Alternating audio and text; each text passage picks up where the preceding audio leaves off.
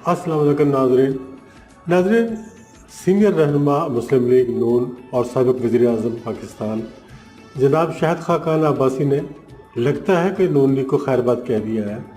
क्या इस बात में कितनी सच्चाई है? शाहिद खाकान अब्बासी ने बड़ी खबर बरे कर दी है। वसीम बादामी के प्रोग्राम में उन्होंने कुछ गुफ्तगू की है। चलिए पहले आप वो गुफ्तगू देखें, उसके बाद मज़ीद हम उसके ऊपर तबसरा भी करेंगे।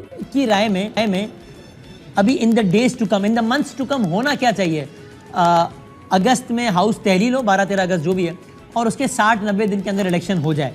क्या इसके अलावा और कोई भी आईनी सूरत मुमकिन है कि ऐसा ना हो बल्कि ये हो जाए और वो जो भी हो वो आईनी भी हो, या यही एक वाहिद आईनी सूरत हाल है कि मुल्क में इलेक्शन हो बस और कुछ नहीं?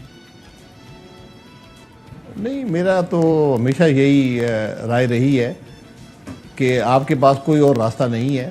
सही। और इलेक्शन जो है वो असेंबली की मुद्दत के बाद 60 या 90 दिन जो भी उसकी कैफियत होगी उसमें अंदर इलेक्शन होने चाहिए।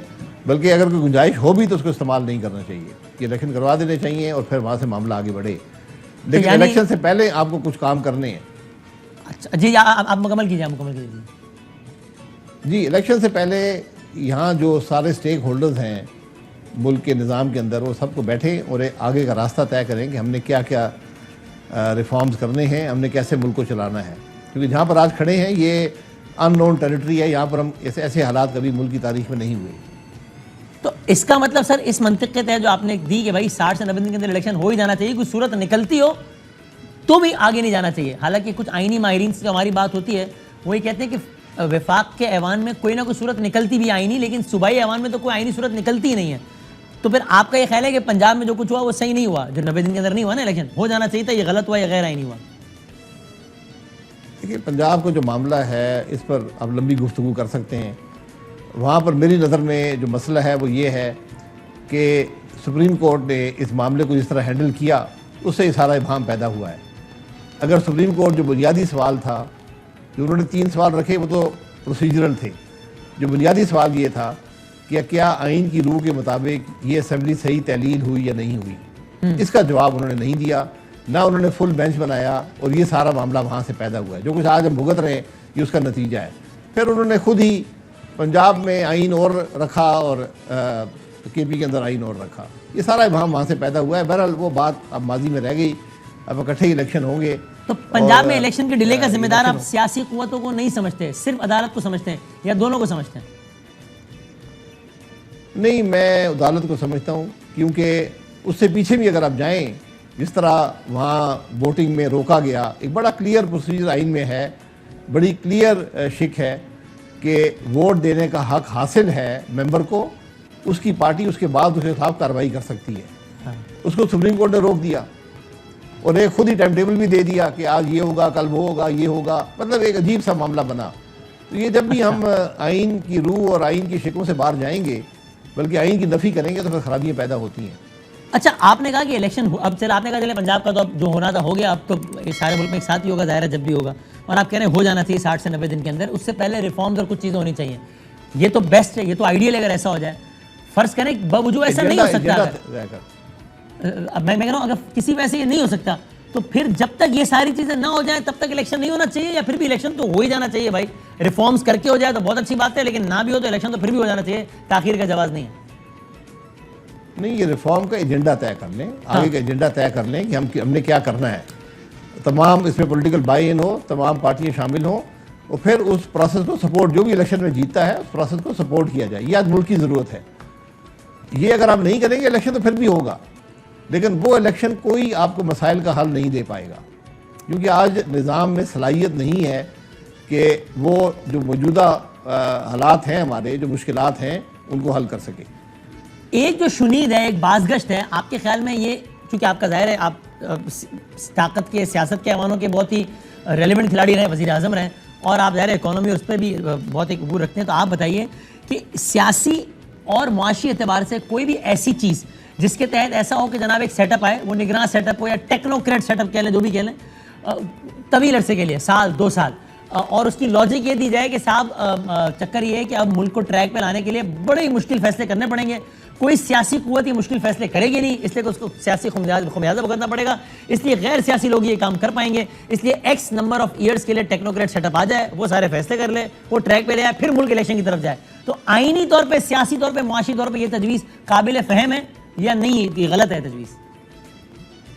نہیں, آئینی طور پر قابل فہم نہیں ہے, بلکہ قابل عمل ہی نہیں ہے. ٹھیک. اور نہ ہی ٹیکنوکریٹس ملک کو چلا سکتے ہیں یا اس کے مسائل حل کر سکتے ہیں. یہ بڑی واضح بات ہے. یہ میں ایک بڑی غلط فہمی رہتی ہے کہ کوئی ٹیکنوکریٹس نامی لوگ آئیں گے اور وہ یہاں آ کر ملک کے معاملات کو چلائیں گے. یہ کام صرف اس ملک کے سیاستدان ہی کر سکتے ہیں. ایک سوچ ماضی میں رہی ہے کہ ایک سیٹ اپ ہو جو پولیٹیکل پروسیس سے ہی نکالا جائے, تمام جماعت, اس کو پولیٹیکل سپورٹ بھی ہو اور اس کو لیگل سپورٹ بھی ہو, اور وہ ایک ریفارم ایجنڈے پر 3 سے 5 سال کام کرے اور پھر معاملہ آگے بڑھے. یہ باتیں میں نے سنی ہیں, لیکن یہ بات ہوگی کہ اس کے لیے آپ کو لیگل سینکشن سپریم کورٹ سے چاہیے ہوگی اور آپ کو پولیٹیکل سپورٹ بھی چاہیے ہوگی. تو یہ بات وہیں پہ آ جاتی ہے, میں نے پہلے کیا کہ آپ کو ایک ریفارم کا ایجنڈا طے کرنا ہے سب نے مل بیٹھ کر, یعنی کوئی قابل عمل تجویز نہیں کر لیں. صحیح ہے, ٹھیک ہے. اچھا, اب یہ شاہد صاحب, ویسے آپ اپنا, ظاہر آپ ایک بڑے سیاستدان, تو آپ اپنا تو بتائیے کہ آپ نے اپنی انتخابی سیاست میں آپ نے اپنے حوالے سے کیا سوچا ہے کہ اگر الیکشن ہوتے ہیں تو آپ نون لیگ کے ٹکٹ پہ الیکشن لڑیں گے, کوئی اور کہیں اور جائیں گے, یا کیا ہوگا؟ نہیں, دیکھیں, میری ذات کو چھوڑ دیں, میں جس دن سیاست میں آیا ہوں تو مسلم لیگ نون کے ساتھ ہی ہوں, وہ اس میں کسی اور جماعت میں نہیں جا رہا.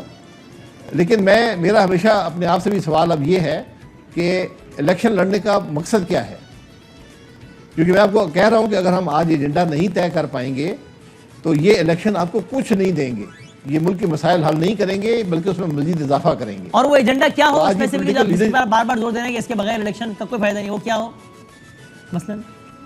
دیکھیں, ایک مکمل ریفارم کا ایجنڈا ہو, اس میں اکنامک ریفارمز کا ایجنڈا ہو, اس میں ایڈمنسٹریٹو ریفارمز ہوں, اس میں جو ریلیشن شپ ہے صوبوں اور وفاق کا اپنا جو سائز ہے, جو حجم ہے, جو ڈیولوشن ہے مقامی سطح تک پاورز کی, یہ سب آپ کو کرنی پڑے گی. اور ساری سیاسی قوتیں بیٹھیں اس کے لیے, تبھی وہ مشق معتبر ہوگی نا, بشمول پی ٹی آئی. جی بالکل, وہ آپ کسی کو بھی باہر رکھیں گے تو پھر وہ ایک اختلافی بات اس میں آ جائے گی. تو سر, پھر آج کل کے ماحول میں تو میرے نام یہ امپریکٹیکلی ہوا نا کہ جب وزیر دفاع کہہ رہے ہیں, جب لوگ طنز کر رہے ہیں چیئرمین پی ٹی آئی پہ کہ یار آپ نے جو کمیٹی بنائی ہے نا, آپ اس کو چھوڑو, آپ ایسا کرو, ایک آئینہ لگاؤ, اس میں اپنے آپ کو دیکھو, اپنے آپ سے مذاکرات کرو, ہمیں بات ہی نہیں کرنی آپ سے یار, ہم آپ دہشت گرد ہو بھائی. تو پھر تو یہ تجویز تو ناقابل عمل ہو گئی جو آپ کہہ رہے ہیں. وہ چیئرمین صاحب کا رویہ بھی یہی رہا ہے, تو تھوڑی وہ طنز کر لیتے ہیں, لیکن جب ملک کا مفاد ہوتا ہے تو پھر ہمیں اپنے ان باتوں کو علیحدہ رکھنا پڑے گا. اور پھر جو 9 مئی کو معاملہ ہوا ہے, اس نے ایک نئی ڈائمنشن ملک کی سیاسی جو پیچیدگی ہے اس کو دے دی ہے.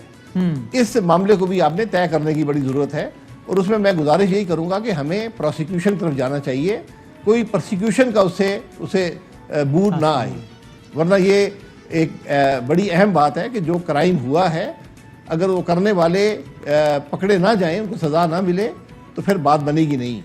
لیکن اگر یہ آئین یا قانون سے باہر کارروائی ہوتی ہے تو اس مقصد سے جو سزا والی بات ہے, جن لوگوں نے یہ کام کیا ہے, اس سے بات ہٹ جائے گی. یہ ایک بڑی ایک کمپلیکسٹی ہے سارے ایشو میں کہ آپ کو شواہد اکٹھے کر کے جنہوں نے فوجی تنصیبات کا ٹیکس کیا, ان کے کورٹس, ان کے. جی تو دوستو, آپ نے شاہد خاقان عباسی کی گفتگو سنی, جو کہ سابق وزیر اعظم بھی ہیں نون لیگ کی طرف سے, اور ایک منجھے ہوئے سیاستدان بھی ہیں, بہت پکی اور پیاری بات کرتے ہیں. انہوں نے بہت اچھے طریقے سے پورے نقشے کو کھینچا ہے, اور جو کچھ بھی ملک میں ہوا ہے, جو کچھ ہو رہا ہے, جو کچھ ہونا چاہیے آگے سیاستدانوں کو کیا کرنا چاہیے, وہ سارا نقشہ انہوں نے بتا دیا ہے. اور یہ بالکل ٹھیک بات ہے کہ جب تک یہ سارے سیاستدان مل بیٹھ کر کوئی فیصلہ نہیں کریں گے, کوئی ریفارم نہیں کریں گے, کوئی ایجنڈا نہیں بنائیں گے, تب تک ملک کو کسی بھی حالت میں آگے نہیں لے جایا جا سکتا. یہ بہت ضروری ہے کہ سارے سیاستدان بشمول عمران خان, جتنی بھی سیاسی پارٹیاں ہیں, سب مل کر بیٹھیں, سب سٹیک ہولڈرز مل کر بیٹھیں اور کوئی نہ کوئی ایجنڈا ایسا مرتب کریں جس سے ملک کو آگے بڑھانا ممکن ہو اور ملک ترقی کر سکے. تو دوستو, یہ آپ نے یہ ساری گفتگو سن لی ہے. آپ کا اپنا اس بارے میں کیا خیال ہے؟ آپ میں اپنے آراء سے ضرور آگاہ کیجیے گا ताकि हम अपने चैनल को आपकी उमंगों के मुताबिक ढाल सकें।